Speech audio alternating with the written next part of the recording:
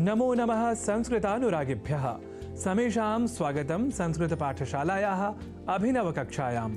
अहमस्मि नारायण दत्तमिश्रः। संस्कृत पाठशाला की कक्षाओं द्वारा अब तक आप संस्कृतानुरागियों ने विशेष रूप से जाना है साधारण शब्दों की शुद्धता और अशुद्धता के क्रम को। पर आज हम बात करेंगे एक क्रियार्थक शब्द की जिसे हम संस्कृत में धातुपद भी कहा करते हैं। एक धातुपद या क्रियापरक शब्द है जयति, जिसे हम साधारणतः जयते इस रूप में अधिक लिखा पाते हैं और इसी रूप से प्रभावित होकर हम में से कई जो सामान्य रूप से संस्कृत के जयते शब्द से परिचित नहीं होते या हम कहें जयति इस शब्द से भी जो परिचित नहीं होते, वे जयते यह प्रचलित रूप भी जयति के स्थान पर बोल जाया करते हैं। देखिए, संस्कृत के साधारण रूप से दो स्वरूप हैं जिसे हम और आप इन दिनों संस्कृत पाठशाला के माध्यम से सीख रहे हैं। वह लौकिक या सांप्रतिक संस्कृत है, जबकि लौकिक या सांप्रतिक संस्कृत से भी पहले वैदिक संस्कृत का प्रयोग हुआ करता था। अब वैदिक संस्कृत से लोग सर्वथा अपरिचित हैं, हम ऐसा भी नहीं कह सकते। बस व्यवहार की भाषा अब वैदिक संस्कृत स्वरूप नहीं अपितु लौकिक, सांप्रतिक या आधुनिक संस्कृत है, यह अवश्य कह सकते हैं। इस लौकिक या आधुनिक संस्कृत का व्याकरण वैदिक व्याकरण से बस थोड़ी ही भिन्नता रखता है, यह हमें ध्यान में रखना चाहिए। तो यह सब जानकर अब लौटते हैं पुनः जयति और जयते के प्रयोग के प्रश्न पर।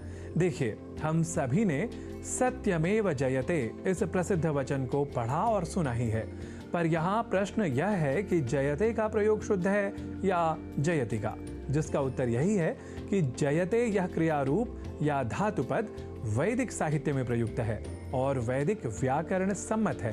अतः सत्यमेव जयते इस दृष्टि से सर्वथा शुद्ध ही है। पर लौकिक संस्कृत साहित्य या आधुनिक संस्कृत व्याकरण के निकष पर या कसौटी पर जयते इस पद को रखें तो यह अवश्य ही अशुद्ध कहा जाएगा। कहने का अर्थ यह कि यदि सत्यमेव जयते वैदिक उद्धरण न होता और तब हम ऐसा अर्थात जयते के साथ प्रयोग करते, तब यह सर्वथा अशुद्ध प्रयोग की श्रेणी में चला जाता।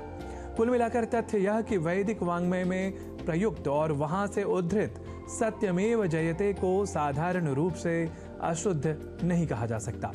पर यदि हम इस वैदिक उद्धरण से जयते का सर्वदा अनुकरण करने लग जाएं या लौकिक या आधुनिक संस्कृत में भी जयते का प्रयोग करने लग जाएं, तब अवश्य ही जयते इस पद को हमें अशुद्ध कहना होगा। अर्थात हमें कहना हो श्रमः जयति या श्रमः एव जयति, अर्थात श्रम ही जीतता है। पर हम कह जाएं श्रमः जयते या श्रमः एव जयते, तब अवश्य हम अशुद्ध प्रयोक्ता बन जाएंगे। इस बात का हम संस्कृतानुरागियों को विशेष रूप से ध्यान में रखना चाहिए।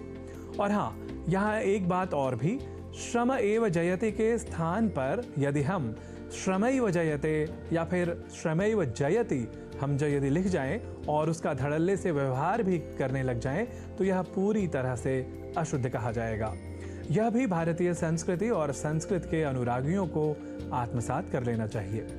तो समग्रता से कहें तो सत्यमेव जयते है वैदिक प्रयोग, अतः यह है सर्वथा शुद्ध। पर लौकिक संस्कृत में या साधारण वाक्य जब हम अब बनाएंगे तो सत्यमेव जयति यह स्वरूप ही शुद्ध होगा।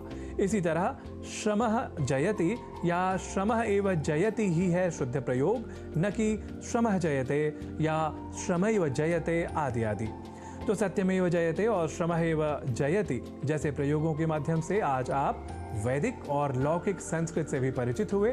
तो इसी तरह संस्कृतं ज्ञानं स्वकम् एवमेव सर्वतः संवर्धयन्तु भवन्तः इति कामयमानः साम्प्रतं भवदीयाम् अनुमतिमिहे पुनर्दर्शनाय। नमोस्तु।